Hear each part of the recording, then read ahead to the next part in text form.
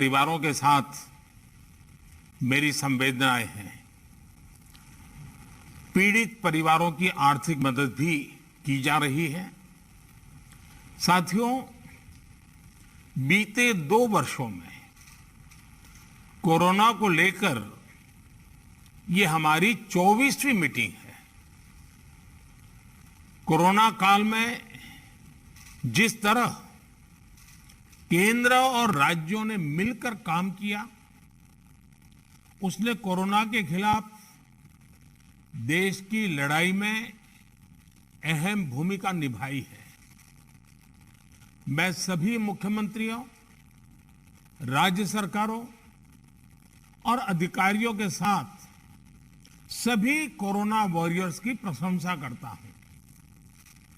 साथियों, कुछ राज्यों में से कोरोना के फिर से बढ़ते केसेस को लेकर हेल्थ सेक्रेटरी ने अभी हमारे सामने विस्तार में जानकारी रखी है। आदरणीय गृह मंत्री जी ने भी कई महत्वपूर्ण आयामों को हमारे सामने रखा है। साथ ही आप में से कई मुख्यमंत्री साथियों ने भी कई जरूरी बिंदुओं को सबके सामने प्रस्तुत किया है। ये स्पष्ट है कि कोरोना की चुनौती अभी पूरी तरह से टली नहीं है। ओमिक्रॉन और उसके सब वेरिएंट्स किस तरह गंभीर परिस्थिति पैदा कर सकते हैं, ये यूरोप के देशों में हम देख रहे हैं।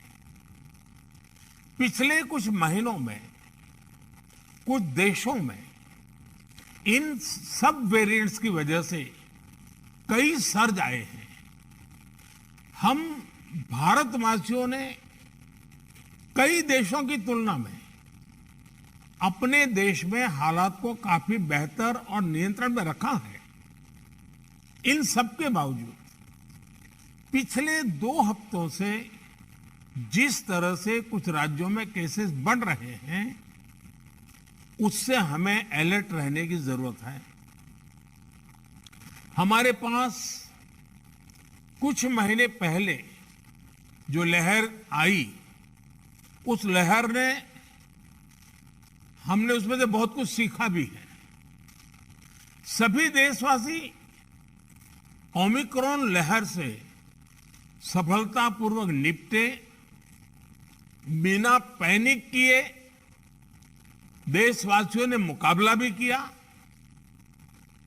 साथियों, 2 साल के भीतर देश ने हेल्थ इंफ्रास्ट्रक्चर से लेकर ऑक्सीजन सप्लाई तक कोरोना से जुड़े हर पक्ष में जो भी आवश्यक है वहां मजबूती देने का काम किया है। तीसरी लहर में किसी भी राज्य से स्थितियां अनियंत्रित होने की खबर नहीं आई। इसको हमारे कोविड वैक्सीनेशन अभियान से भी काफी मदद मिली। देश के हर राज्य में, हर जिले में, हर क्षेत्र में, चाहे वहां की भौगोलिक परिस्थितियां कैसी भी रही हो, वैक्सीन जन जन तक पहुंची है। प्रत्येक भारतीय के लिए ये गौरव की बात है कि आज भारत की 96% वयस्क आबादी को कोरोना वैक्सीन की पहली डोज लग चुकी है। 15 साल के ऊपर उम्र के करीब 85% नागरिकों को दूसरी डोज भी लग चुकी है। साथियों, आप भी समझते हैं और दुनिया के ज्यादातर एक्सपर्ट्स का निष्कर्ष यही है कि कोरोना से बचाव के लिए वैक्सीन सबसे बड़ा कवच है। हमारे देश में लंबे समय बाद स्कूल्स खुले हैं, क्लासेस शुरू हुई है। ऐसे में कोरोना केसेस के बढ़ने से कहीं ना कहीं पेरेंट्स के लिए चिंता बढ़ रही है। कुछ स्कूल्स में बच्चों के संक्रमित होने के मामले में भी कुछ न कुछ खबरें आ रही हैं। लेकिन संतोष का विषय है कि ज्यादा से ज्यादा बच्चों को भी वैक्सीन का कवच मिल रहा है। मार्च में हमने 12 से 14 साल के बच्चों के लिए वैक्सीनेशन शुरू कर दिया था। अभी कल ही 6 से 12 साल के बच्चों के लिए भी कोवैक्सीन टीका की परमिशन मिल गई है। सभी एलिजिबल बच्चों का जल्द से जल्द टीकाकरण यह हमारी प्राथमिकता है। इसके लिए पहले की तरह स्कूलों में विशेष अभियान भी चलाने की जरूरत होगी। टीचर्स और माता पिता इसे लेकर जागरूक रहें।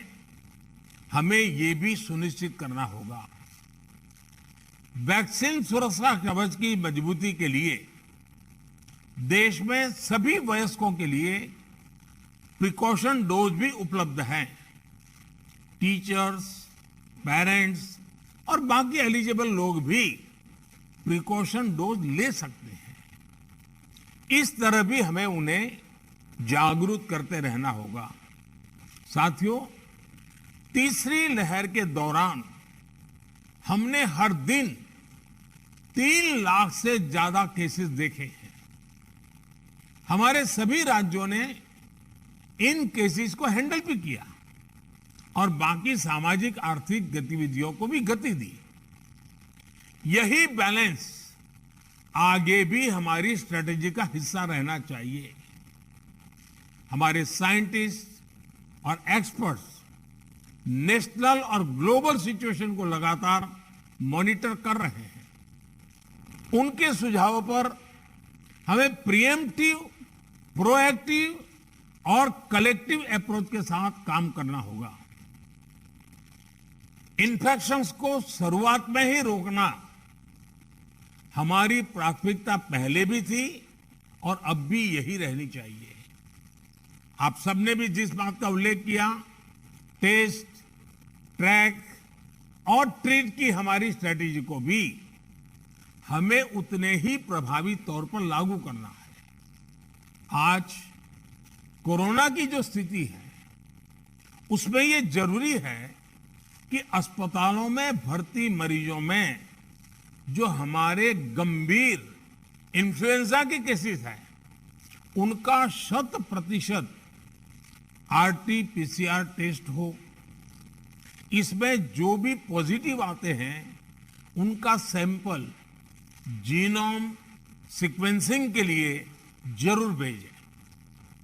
इससे हम वेरिएंट की समय समय पर पहचान कर पाएंगे। साथियों, हमें सार्वजनिक स्थानों पर कोविड एप्रोप्रिएट बिहेवियर को प्रमोट करना है। साथ ही पब्लिक में पैनिक न फैले, ये भी सुनिश्चित करना है। साथियों, आज की इस चर्चा में हेल्थ इंफ्रास्ट्रक्चर को अपग्रेड करने के लिए जो काम हो रहे हैं उनकी भी बात हुई। इंफ्रास्ट्रक्चर के अपग्रेड का काम तेजी से चलता रहे, ये सुनिश्चित किया जाना चाहिए। बेड्स, वेंटिलेटर्स और PSA ऑक्सीजन प्लांट जैसी सुविधाओं के मामले में हम काफी बेहतर स्थिति में हैं, लेकिन ये सारी सुविधाएं फंक्शनल रहे, हमें ये भी सुनिश्चित करना होगा और उसको मॉनिटर किया जाए, जिम्मेवारी तय की जाए ताकि कभी जरूरत पड़े तो हमें संकट ना आए। साथ ही अगर कहीं कोई गैप है तो मैं आग्रह करूंगा कि टॉप लेवल पर उसको वेरीफाई किया जाए, उसको भरने का प्रयास हो। मेडिकल कॉलेजेस, जिला अस्पताल, इन सब में हमें अपने मेडिकल इंफ्रास्ट्रक्चर को भी स्केल अप करना है और मैन पावर को भी स्केल अप करना है। मुझे विश्वास है आपसी सहयोग और संवाद से हम लगातार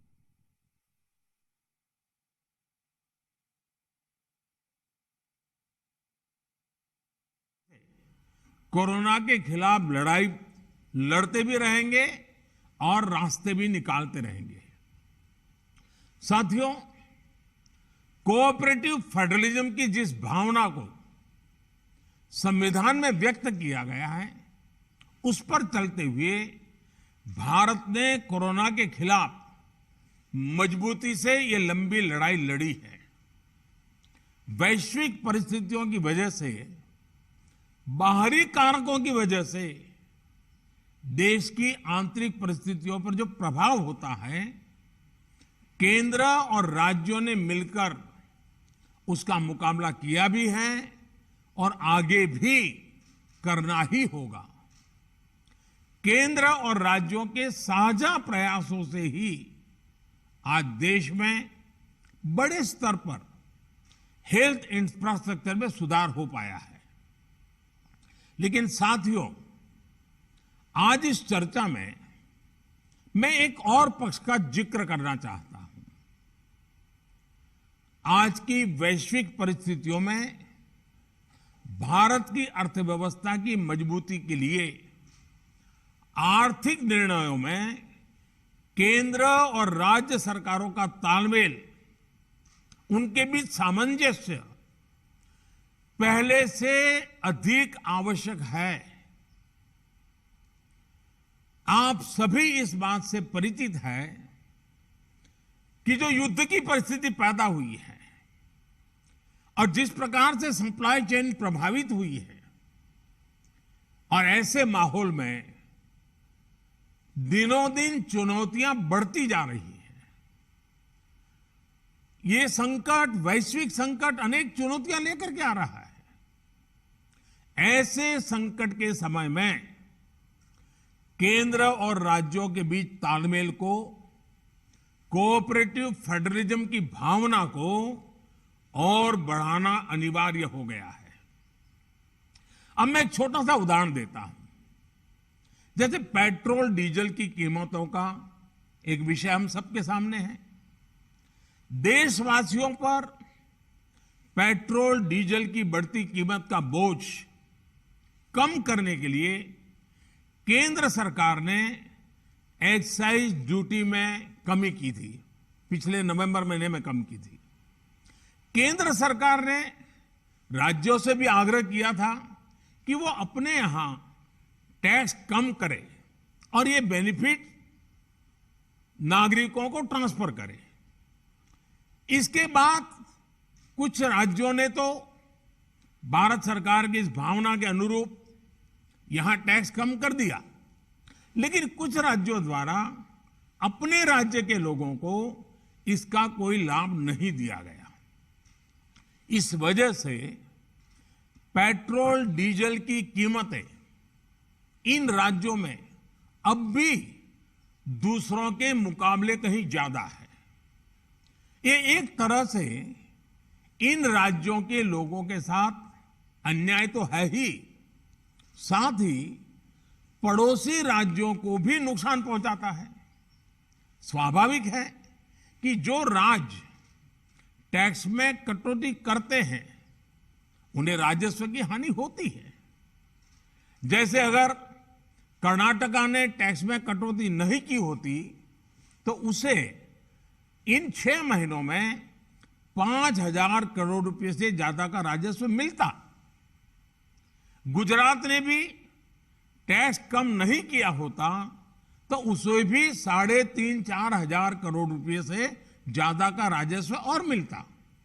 लेकिन ऐसे कुछ राज्यों ने अपने नागरिकों की भलाई के लिए, अपने नागरिकों को तकलीफ न हो इसलिए अपने वेट में, टैक्स में कमी की, पॉजिटिव कदम उठाए।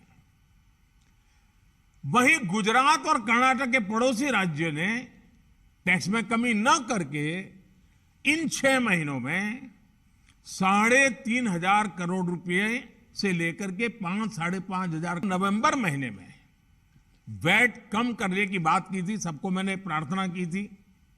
लेकिन कई राज्य, मैं यहां किसी की आलोचना नहीं कर रहा हूं, मैं सिर्फ आपसे प्रार्थना कर रहा हूं, आपके राज्य के नागरिकों की भलाई के लिए प्रार्थना कर रहा हूं। अब जैसे उस समय 6 महीने पहले कुछ राज्यों ने बात को माना, कुछ राज्यों ने नहीं माना। अब कई राज्य जैसे महाराष्ट्र, पश्चिम बंगाल, तेलंगाना, आंध्र प्रदेश, तमिलनाडु, केरला, झारखंड, किसी न किसी कारण से उन्होंने इस बात को नहीं माना और उनके राज्य को, नागरिकों को बोझ कंटिन्यू रहा। मैं इस बात में नहीं जाऊंगा कि इस दौरान इन राज्यों ने कितना रेवेन्यू कमाया, लेकिन अब आपसे मेरी प्रार्थना है कि देश हित में आप पिछले नवंबर में जो करना था, 6 महीने डिले हो चुका है, अब भी आप अपने राज्य के नागरिकों को वैट कम करके इसका बेनिफिट पहुंचाइए। आप सब जानते हैं कि भारत सरकार के पास जो रेवेन्यू आता है उसका 42% तो राज्यों के ही पास चला जाता है।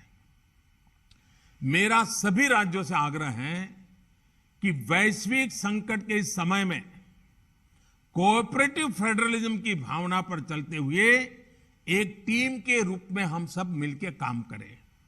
अब मैं कई विषय हैं, बारीकी में नहीं जा रहा हूं, जैसे फर्टिलाइजर। आज हम तो फर्टिलाइजर पर दुनिया के देशों पर डिपेंडेंट है। कितना बड़ा संकट आया है, लगातार अनेक गुना सब्सिडी बढ़ रही है। हम किसानों पर बोझ ट्रांसफर नहीं करना चाहते। अब ऐसे संकट झेलने पड़ रहे हैं, तब मैं आप सबसे आग्रह करता हूं, प्रार्थना करता हूं कि आप अपने राज्य, अपने पड़ोसी राज्य, सभी देशवासियों के हित में उसकी सर्वोच्च प्राथमिकता दें। मैं एक और उदाहरण देता हूं। अब नवंबर में जो करना था नहीं किया, इसलिए पिछले 6 महीने में क्या हुआ है, आज चेन्नई में, तमिलनाडु में पेट्रोल करीब 111 रुपया के पास है। जयपुर में 118 से भी ज्यादा है। हैदराबाद में 119 से ज्यादा है। कोलकाता में 115 से ज्यादा है। मुंबई में 120 से ज्यादा है। और जिन्होंने कटौती की, मुंबई के ही बगल में दीव दमन में 102 रुपया है। मुंबई में 120, बगल में दीव दमन में 102 रुपया। अब कोलकाता में 115, लखनऊ में 105, हैदराबाद में 120 करीब करीब, जम्मू में 106, जयपुर में 118, गुवाहाटी में 105, गुड़गांव में 105 है। देहरादून, छोटा राज्य हमारा उत्तराखंड, 103 रुपया है। मैं आपसे आग्रह करता हूं कि आप 6 महीने भले जो कुछ भी आपका रेवेन्यू बढ़ा आपके राज्य के काम आएगा, लेकिन अब पूरे देश में आप सहयोग कीजिए। ये मेरी आपको विशेष प्रार्थना है आज। साथियों, एक विषय और जिस पर भी मैं अपनी बात आज कहना चाहता हूं। देश में गर्मी तेजी से बढ़ रही है और समय से पहले बहुत गर्मी बढ़ रही है, और ऐसे समय में हम अलग अलग स्थानों पर आग की बढ़ती हुई घटनाएं भी देख रहे हैं। जंगलों में, महत्वपूर्ण इमारतों में, अस्पतालों में आग की कई घटनाएं बीते कुछ दिनों में हुई है। हम सबको याद है वो दिन कितने पीड़ादायक थे जब पिछले साल कई हॉस्पिटलों में आग लगी, और वो बड़ी दर्दनाक स्थिति थी। बहुत मुश्किल समय था वो। अनेक लोगों को इन हादसों में अपनी जान गंवानी पड़ी थी। इसलिए मेरे सभी राज्यों से आग्रह है कि अभी से हम विशेषकर हॉस्पिटलों का सेफ्टी ऑडिट करवाएं, सुरक्षा के इंतजाम पुख्ता करें और प्राथमिकता के आधार पर करें। ऐसी घटनाओं से हम बच सके, ऐसी घटनाएं कम से कम हो, हमारा रिस्पांस टाइम भी कम से कम हो, जान माल की हानि ना हो। इसके लिए भी मैं आपको आग्रह करूंगा कि आप अपनी टीम को विशेष रूप से इस काम पर लगाइए और बिल्कुल मॉनिटरिंग कीजिए, ताकि देश में कहीं हादसा न हो, हमारे निर्दोष नागरिकों को जान न गंवानी पड़े। साथियों, आप सभी ने समय निकाला, इसके लिए मैं एक बार फिर आप सबका आभार व्यक्त करता हूं और हमेशा मैं आपके लिए उपलब्ध रहता हूं। कोई भी जरूरी सुझाव आपके होंगे तो मुझे अच्छा लगेगा। मैं फिर एक बार आप सबका बहुत बहुत धन्यवाद करता हूं।